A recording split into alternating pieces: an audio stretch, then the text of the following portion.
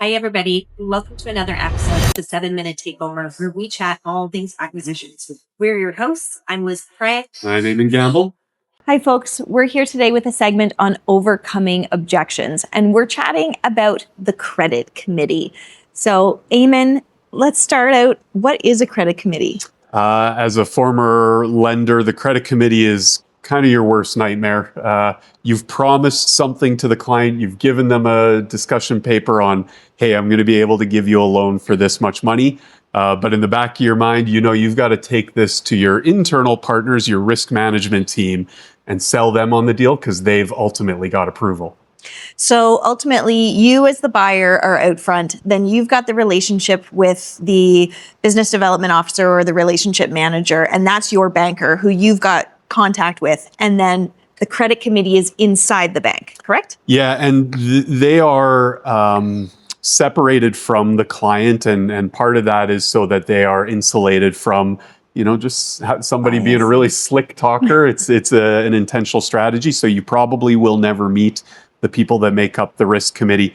It's usually made up of sales leaders, risk managers, and occasionally executives when the deals get large enough. Okay, so essentially what's happening is you're taking your deal to the relationship manager, informing them, talking with them, getting it prepared, and then they're taking it internally and advocating internally for your deal. That's what's happening? Exactly. And that's why a discussion paper is never ironclad. A risk team will not, or a credit committee will not sign off on a discussion paper without having seen all of the details. Right. So when the relationship manager gives you a discussion paper or term sheet, it's usually subject to risk approval. And they ultimately don't know if they're going to be able to give you what they said they will give you in the discussion paper until they've gotten it approved. So let's lay the stage out. You've gone through all the emotions with the seller, the broker, you've gotten the terms ironed out, you're under LOI, you walk it into your banker, they say this looks good, and then all of a sudden it comes back from the credit committee and they've got comments, or worst case scenario, they decline it. And we want to avoid that.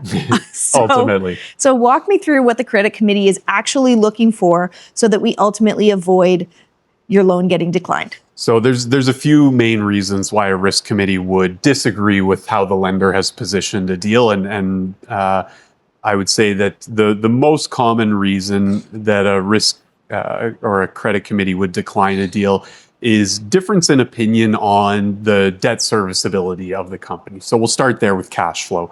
We're using an idea of normalized cash flow when we bid on a company and apply a multiple. That involves a lot of judgment factors on what a normalizing entry might be, whether something was deemed one time, what constitutes an obligation moving forward.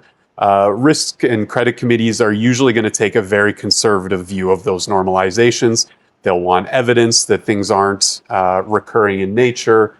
And so at the end of the day, they may just say, hey, you think this is $1 million of EBITDA? I think it's only 800,000. And so we're going to have to reduce the amount that we can lend to you by 20%.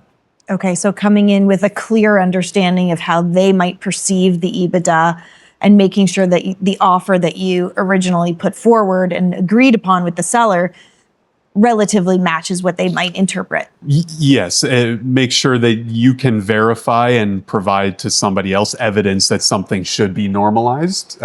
You may trust the seller, but the lender won't. Okay, number 2. So the second one is usually around the actual borrower, you as the buyer. So this is a very risky type of lending for a bank. It's cash flow lending. There's typically not hard collateral like in a real estate loan.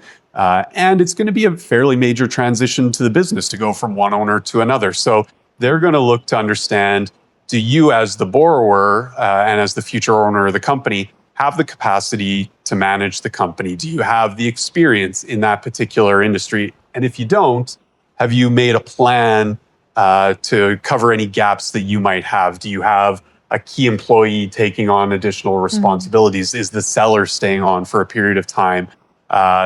do you just have ways through additional hires that you're going to bring into the company to mitigate any shortcomings you may have? So ideally, if you've got a compatible background, that's best. But if it's not a perfect fit with your background, then at least having a plan in place, or the other key members of the team that can step in and run that company, and that there's a story and a very well documented story. Yeah. Okay. Good to know. Good to know.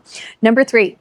And this is also a bit linked to you as the borrower, but it's the ability to handle any hiccups that might come in through the business. So again, the relationship may have looked at you and said, hey, you're going to be able to put in the required equity to make our ratios work. And once the credit committee looks and says, okay, but if there is a $100,000, $200,000 shortfall in debt servicing in year 1, where's the liquidity going to come from to re-inject? We're not going to advance more money as the bank. That needs to come from equity. So does this buyer have the ability to navigate through a small hiccup that might be a small hiccup, but it turns it into a problem loan pretty quickly if there isn't that ability to inject. So the buyer's professional capacity and their financial capacity to manage. It paints a wholesome picture. Yeah. And anything else? The last thing I would say is deal structure. So you may be coming up with very creative solutions, earnouts, VTBs to make the financing work. Again, a credit committee is going to look at it through a worst case scenario lens. And they say, okay, well, the way that you've structured it, you're going to owe this seller money. Maybe there's a put option that you've agreed to pay out the seller in 2 to 3 years for rolled equity. Where's that liquidity going to come from? Has the deal been structured in a way that makes sense that the bank is going to get paid first, and that there's not going to be other claimants that are going to be taking the money out? Because the bank's always worried, hey, we're not really monitoring. The owner could send money out without telling us, the bank, and we're only going to find out later. So just making sure that they understand any of those obligations you've committed to. Okay. So they're going to look into all the details around the terms that you've negotiated with the seller, essentially. Correct. And take a fairly conservative view of their ability to get their money first. They always want to protect that cash flow and make sure they get paid back. That's right. Gotcha. And what else are the credit committee really looking for, or what's the dynamic of that relationship? So you can make your credit committee's experience a lot simpler and a lot more streamlined in a few ways. One is through a proper preparation of the loan documents that you're going to submit. You've got the lender, and a really good experienced lender is going to be able to take the information you've given them and craft it and ask the right questions and put it in a format and give it to the risk committee in a way that's going to make that approval more likely. But you may be dealing with somebody that doesn't have that much experience, and you're relying very much on that lender. Yeah, you're not in the room. You're not in the room. You're not going to be able to answer any questions. If risk or the credit committee comes back and says, hey, what about this? This seems like a glaring hole in the deal. And the lender says, oh, I didn't even think to ask that. That's going to be a strike against you, not necessarily against that lender. Oh, well. And so having the proper package put together makes that lender's job a lot more easy, and it reduces your reliance on their ability to properly interpret everything for a credit committee. So thinking about what questions a credit committee might ask, preparing documents that mitigate that risk specifically, that's what's going to make the difference between potentially a long drawn out risk approval with lots of amendments, or an outright decline, and a smooth sailing process right through. And this is how Village Wellth plays a role in this stage of the deal, is it not? This is, well, obviously I know the role that we play, but tell us a little bit more about your work with Village Wellth. Sure. So in our advisory group, I bring my decade of commercial lending experience. I sit down with our buyers and say, here's where risk is really going to be concerned. And this may not seem like a legitimate risk to you as a buyer. Maybe you're comfortable with this, but I know that the credit committee is going to ask these questions. And so we need to get out in front of it. We ask the hard questions of the sellers up front.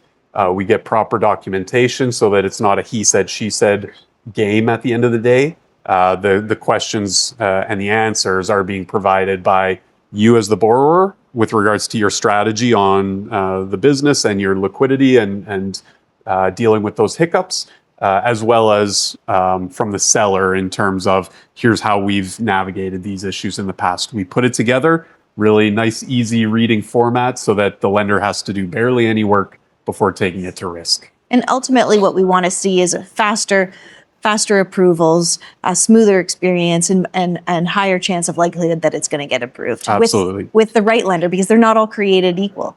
They're not. Yeah, part of it's understanding which lenders are going to look at deals in a certain way, and making sure we're leaning on the lenders that we think are going to have the most appetite for the transaction in question. Fantastic. Okay, Eamon, wrap us up with a summary. So if you want to overcome the objections, a lot of objections are going to come from a credit committee.